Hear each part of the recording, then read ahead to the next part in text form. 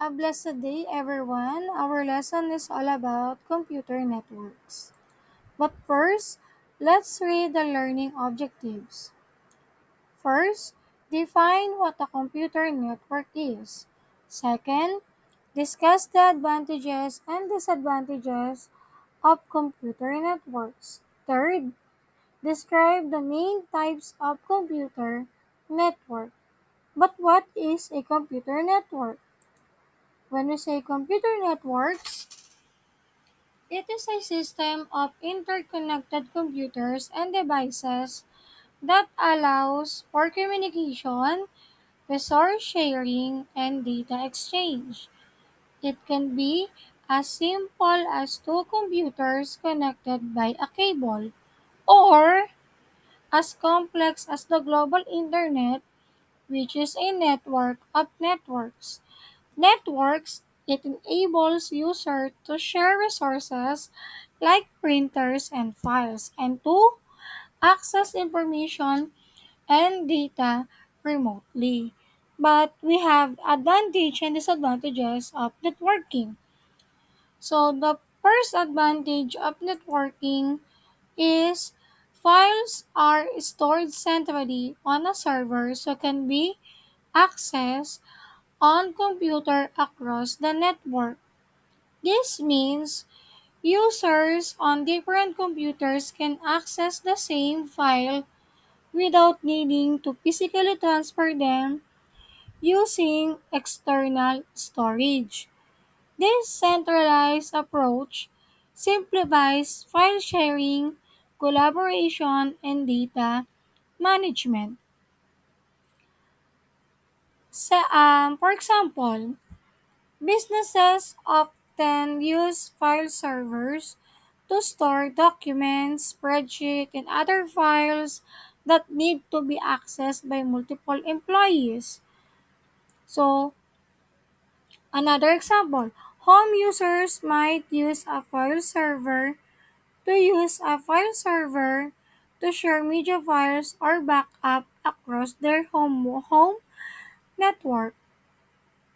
Best example sa accessed by multiple employees, like for example, Google Classroom. Ang ating Google Classroom ay connected sa Google Drive. That's why we have different access on the different level ng files na ina-upload ng teacher. That's why nakakapag-access tayo. Second, devices are accessible on any network-connected computer.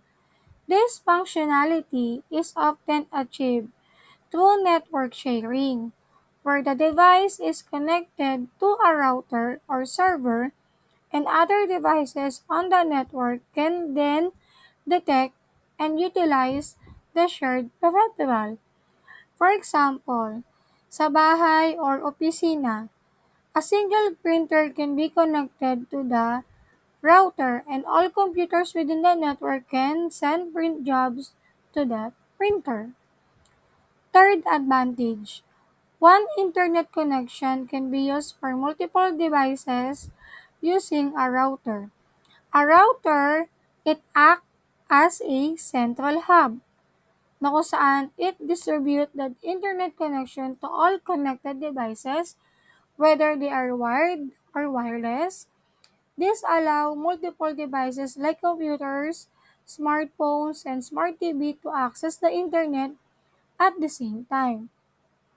So, paano po ba gumagana? Pwede pong modem. The modem connects to your internet service provider and receives the internet signals. Or pwedeng router. The router then takes the single internet connection and create a single or a local network, allowing multiple devices to connect and share the internet access. Or used by wired or wireless. So routers typically have both wired Ethernet ports and wireless capabilities through Wi-Fi to accommodate different types of devices. Port advantage. User accounts and software can be deployed across network computers. This is typically achieved through network administration tools and techniques that allow for centralized management of user accounts and software distribution. Now, we already talked about the advantage. What about the disadvantages? So we have three disadvantages of a computer networking. First is availability. If connection is lost, files and devices are unavailable. This is because the connection servers or the connection serve as the pathway for communication between your device and the network resources. So without it, your device cannot locate or interact with those resources. If you experience this, the first step is to troubleshoot the network connection. This might be involved checking physical connection, starting the devices, and checking network settings, or contacting your ISP. Second disadvantage, performance. Larger networks are slower and less reliable. So large networks can indeed be slower and less reliable due to increased traffic and potential for more bottlenecks. While a large network can offer greater reach and connectivity, the sheer volume of data being transmitted and the distance signals need to travel can lead to slower speed and increased susceptibility of disruption. However, larger networks can also have advantages. So, ano ba yung advantage po? Greater reach and connectivity. Next, redundancy. Larger networks can be designed with redundant components, meaning that if one part of the network fails, another part can take over, can improve overall reliability. Now, let's proceed with the last disadvantages of networking, the management. Sabi dito, specialist knowledge and skills are required. Yes, specialist knowledge and skills refer to the specific expertise and abilities required to perform a particular job or role effectively. These skills are often more advanced and specialized than general workplace skills and may require specific education, training, or experience to develop. For examples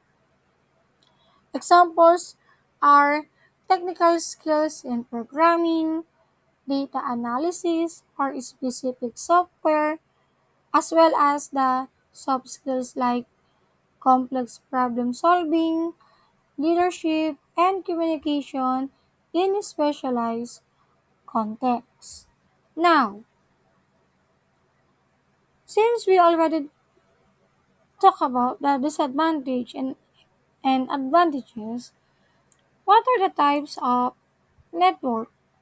There are several types of networks or computer networks, each serving different purpose and geographically scopes.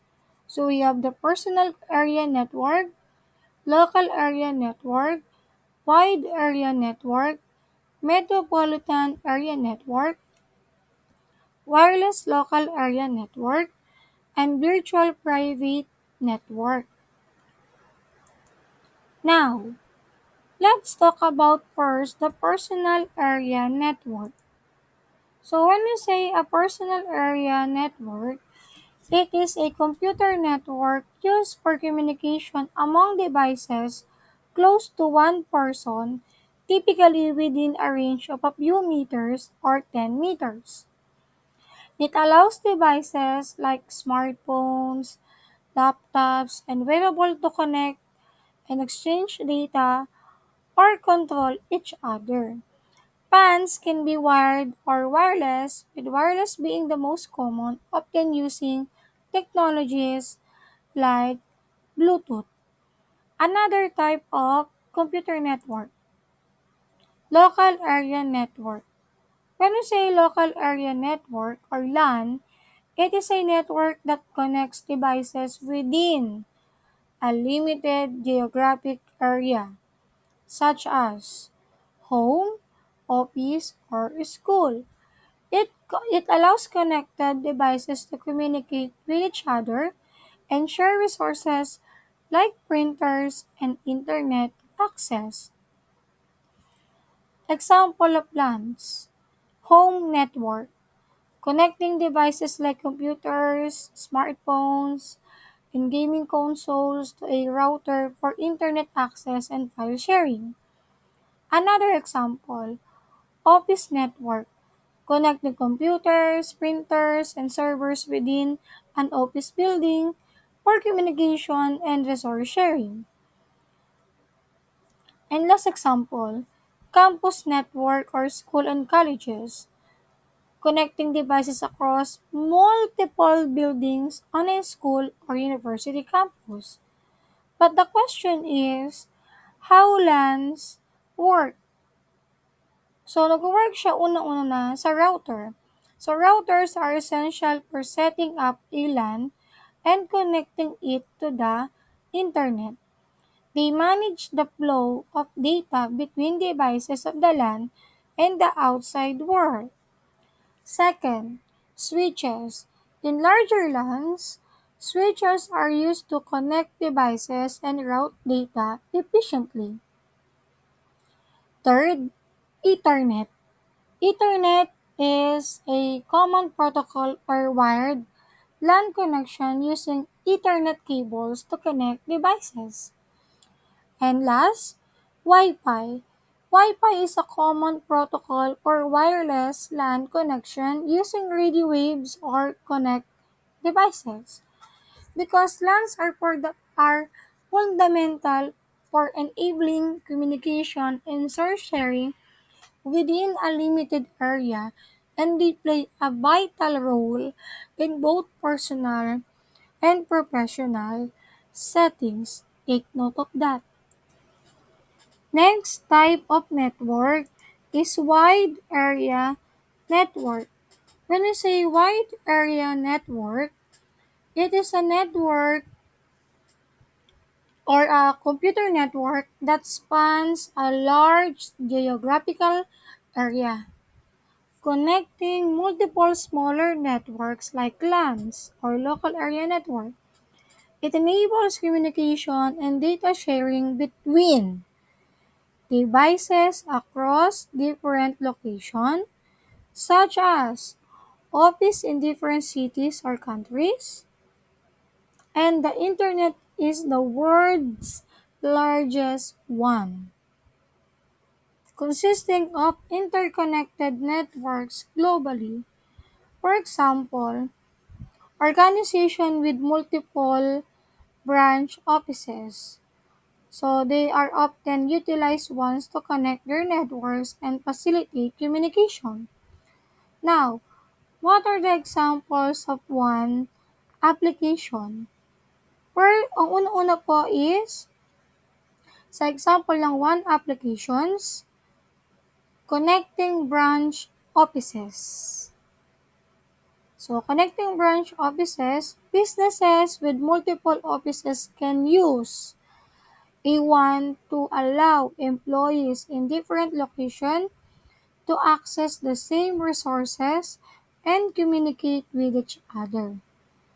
Another example, cloud computing. Once enable access to cloud-based application and storage services. Ano ba yung mga cloud computing natin? Google Drive, iCloud, at marami pang iba. Another example, e-commerce. One support online transaction and data exchange for business involved in e-commerce. Next example, remote access. Ones facilitate remote access to company networks for employees working from home or other location. And last example, interconnecting data centers.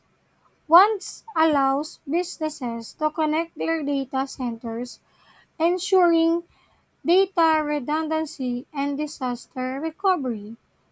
So, sa mga nabanggit na example, in essence, ones are crucial for organization to connect or crucial for organization needing to connect their networks and share resources across large geographical areas, not enabling efficient communication and collaboration. Another type of network, metropolitan area network. So when we say a metropolitan area network, it is a network that interconnects user with computer resources within a geographic region the size of a metropolitan area. Essentially, it's larger than a local area network, but smaller than a wide area network. Again, it's larger than a LAN, but smaller than a WAN. Because MAN or Metropolitan Area Network are designed to connect multiple LANs, often within a city or a large metropolitan area. And they enable high-speed data transmission for business, governments, and educational institutions. But what are the advantages of metropolitan area network? Of course, wider coverage, high speed, cost effective, centralized management, and scalability. So it means it can be scaled to accommodate the growing needs of a network. Now, what are the examples of metropolitan area network? So the examples are a city network connecting different government departments or public institutions. Second, a network used by a large university or corporation to connect its various buildings and campuses. Third, a network used by a telecommunication company to provide internet or phone services to a specific region. Now, ano po ba yung mga technologies used in MANs? Fiber optic, mas mabilis, Ethernet, ATM or the asynchronous transfer mode, or the microwave, radio, and infrared.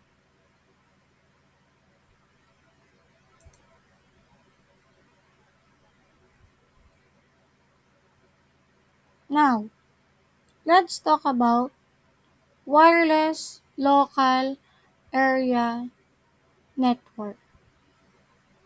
A wireless local area network, or commonly known as Wi-Fi, it is a type of computer network that uses radio waves to connect devices within a limited area, such as home, office, or campus, without needing physical cables.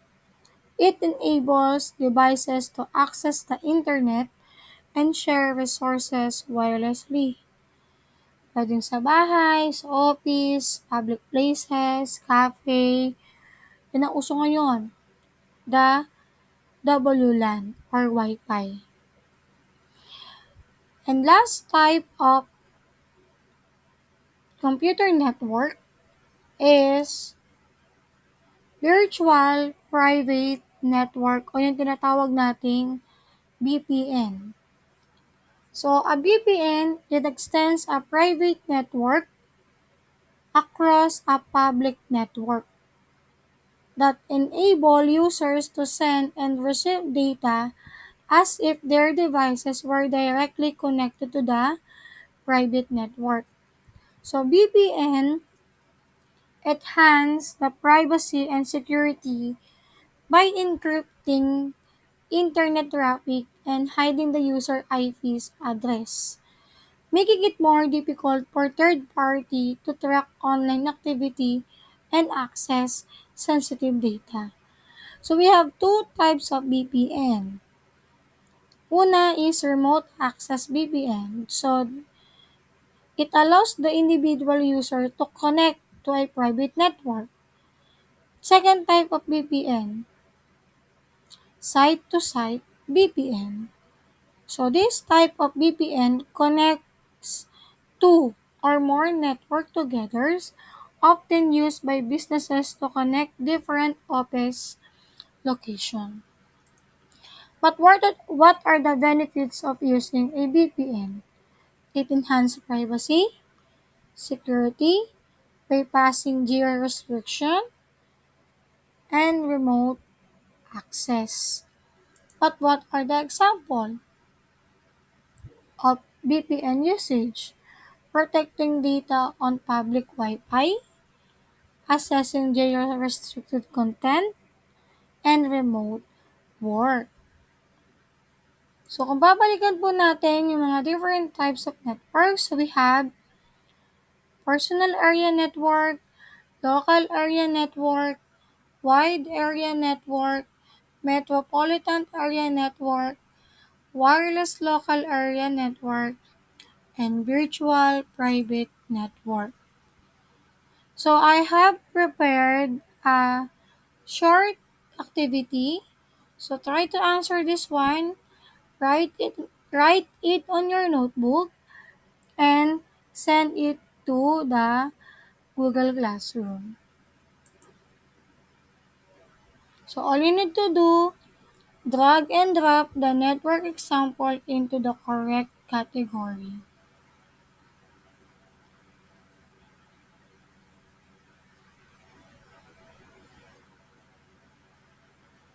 So make sure na may papasa po ito sa Google Classroom. So that's all. Goodbye and thank you, Shekens.